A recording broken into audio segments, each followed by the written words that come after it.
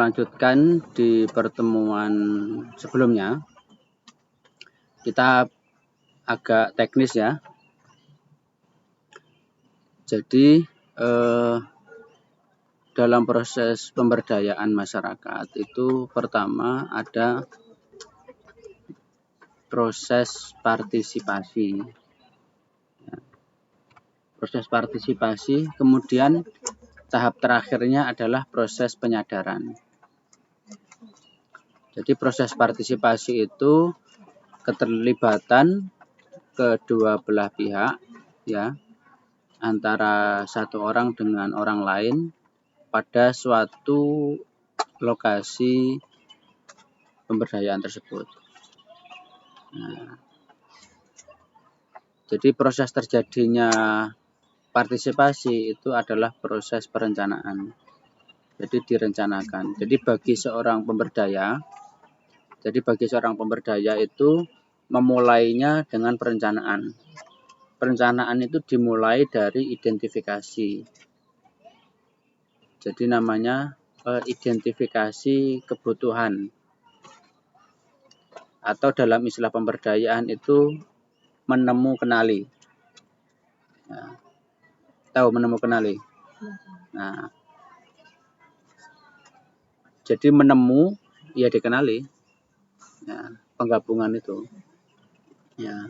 Jadi proses menemu kenali dari proses identifikasi. Nah, jadi kita misal pengen punya orientasi pemberdayaan di desa A misal.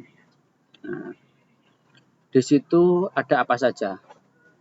Kita melihat potensi, ya, melihat kekurangannya, melihat tipologi masyarakatnya.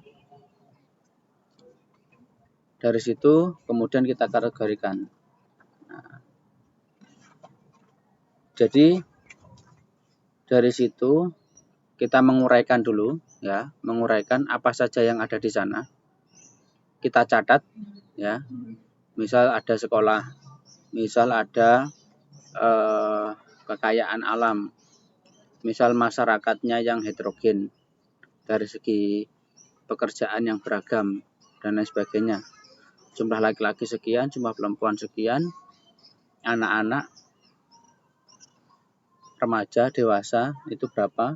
Nah, kita catat. Itu namanya proses identifikasi. Oke. Setelah itu, kemudian di sana apa saja? Ada apa saja? Jadi misal antara satu dusun dengan dusun lain, dia punya keunikan misal. Di satu dusun satu dia punya katakanlah penghasil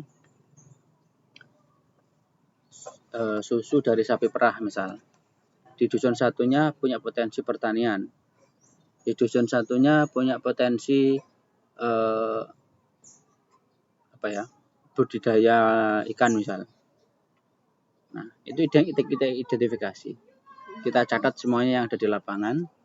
Nah, kemudian bentuk partisipasi. Nah, setelah itu kan kita catat ya. Ini belum nyampe program, belum jadi program. Tapi masih kita identifikasi. Kemudian kita terlibat di sana, berpartisipasi. Kita melihat potensi pertanian itu apa saja. Apakah jagung, apakah kacang, padi, dan lain sebagainya, delay. Nah, kita terlibat di sana. Proses pemupukannya bagaimana, proses irigasinya bagaimana, proses tanam, proses panen. Nah, begitu juga yang lain. Nah, kita ikut terlibat di sana. Kemudian setelah itu baru kita menyusun program. Ya, jadi proses menyusun program itu apa? Apakah kita mau mengembangkan?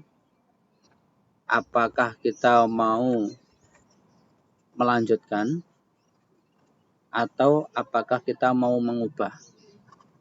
Itu. Apa tadi? Mengembangkan, melanjutkan, atau mengubah. Oke. Jadi kalau mengembangkan itu yang sudah ada itu kita kembangkan. Jadi misal dari semula lahannya sama, tapi produksinya bertambah dengan cara yang berbeda. Itu namanya mengembangkan. Tapi kalau melanjutkan, ya sudah ada itu. Kita tinggal perbaiki sedikit-sedikit aja. Misal mengganti pupuk dari semula pupuk apa, mengganti pupuk apa. Terus misal dari perikanan, dari pelet apa jadi pelet apa. Jadi dari ikan apa menjadi ikan apa, gitu aja. Itu kalau melanjutkan. Terus yang ketiga tadi apa? Mengubah.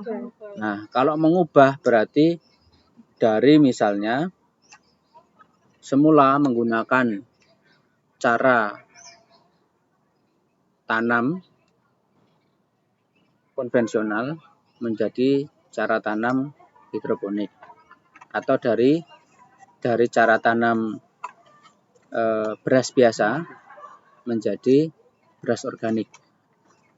Nah, itu namanya mengubah.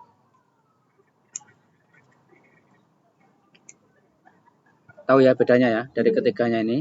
Nah, jadi kalau mengubah itu memang proses penyadarannya ini sudah masuk pada tahap penyadaran. Artinya masyarakat diberi penyadaran bahwa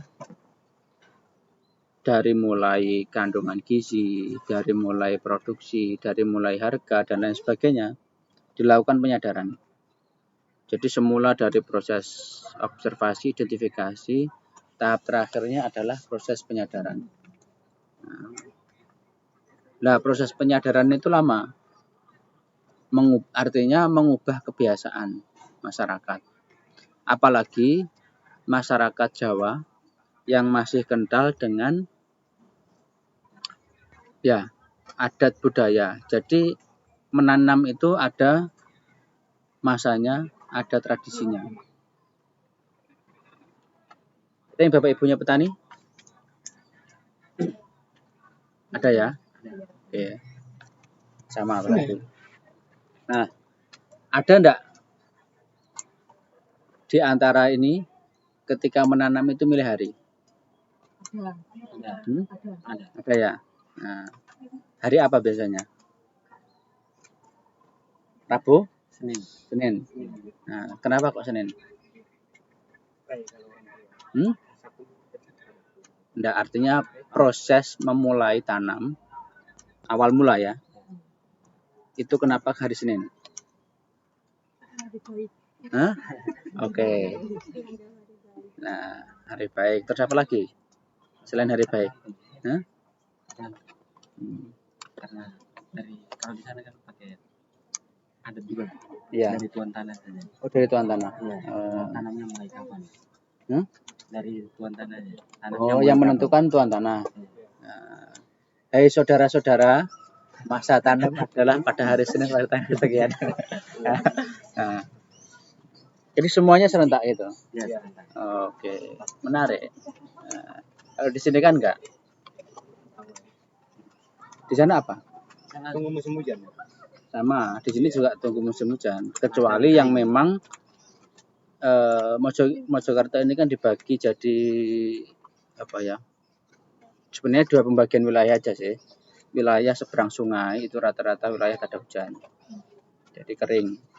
Kalau wilayah sini sampai Mojosari, Puing dan seterusnya itu sampai ke Trawas, Pacet itu tanpa menunggu penghujan karena sudah ada irigasi. Jadi bisa rutin. Padi itu bisa 2 kali atau 3 kali, bisa berganti ya. Padi jagung, padi biasanya gitu kadang. Kadang juga padi macam-macam. Nah, itu jadi dia tidak bergantung pada ada hujan atau tidak. Karena asupan air cukup.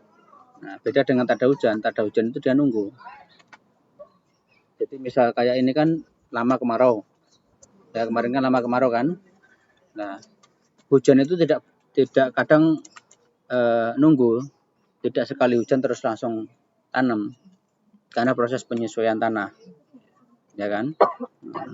Tanahnya biar Ya, biar basah dulu baru proses tanam. Oke.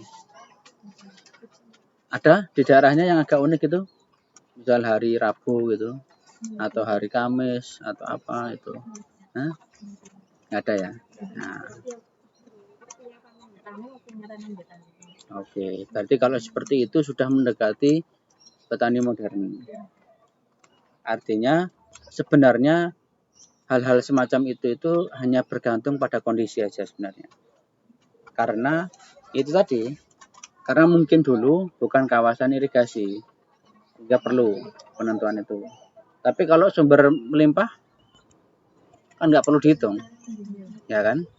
Nah, jadi biasanya penggunaan adat kayak adat Jawa kayak gitu, itu biasanya karena keterbatasan pada sumber. Ya, mayoritas begitu, keterbatasan pada sumber. Ya kan biasanya karena yang berlaku pada adat itu adalah kawasan dekat pegunungan atau dekat laut. Itu. Tapi kalau laut kan jarang yang petani petani pertanian, rata-rata tambak atau apa seterusnya itu. Nah itu, jadi bukan petani-petani ini. Nah, dan itu juga berbeda perlakuannya dengan kawasan perkebunan sawit, kelapa, dan teh, kopi, dan seterusnya itu berbeda. Itu mereka jarang menggunakan istilah-istilah gitu. Nah, karena apa? Gunung itu awal mula proses apa ya? Ya proses. Kalau dulu ya orang-orang dulu itu kan, kalau di Jawa enggak tahu kalau di NTT ya. Itu kan proses meditasi. Jadi di situ itu biasanya ada apa punden. Tahu punden? Enggak tahu ya punden ya. Nah, tahu punden? Nah, jadi karena dekat dengan itu, akhirnya penggunaan adat-adat itu masih berlaku. Nah, semakin turun, itu semakin berubah. Yaitu tadi, semakin turun, ini kan sumber daya kan masih melimpah. Nah, karena melimpah, tidak butuh yang begitu. Nah, itu. Itu sama dengan bidang pekerjaan. Semakin kita ke kota, ya, tidak butuh hitung-hitungan begitu. Nah, tapi di desa masih butuh. Nah, karena satu homogen dia. Ya, kalau nggak pertanian, perikanan, seterusnya. Di kota banyak, mau apapun banyak.